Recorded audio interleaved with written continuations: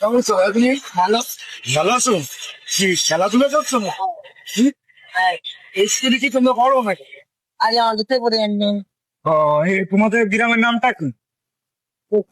দত্তিডাঙ্গা। দত্তিডাঙ্গা। ও, তোমার এই খেলা দেখে তো আসলে আমার যে ছোটবেলার কথাগুলো মনে পড়ে গেল।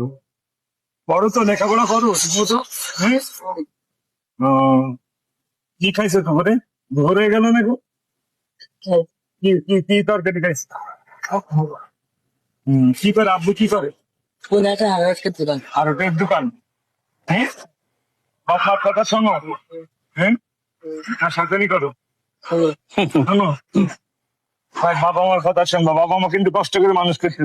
তুমি যদি আনতে তোমার বাবা মার কথা যদি না শোনো, তাহলে কি তোমার সন্তান তুমি তখন বিয়ে শাদী করবা, তোমার কথা শুনবে? হ্যাঁ, শুনবে? হুম? ভাই ইনশাল্লাহ তোমার জন্য দোয়া করি। তোমাদের উদ্যোগটা খুব ভালো দেখলাম। কিন্তু সবাই ছোটবেলা তো মাঝের মতো আমরা এরকম খেলতাম, এরকম আমরা এরকম কত ছিল খেলাধুলায় মন শরীর দুটাই ভালো থাকে। এই যে সাজাচ্ছে সুন্দর করে।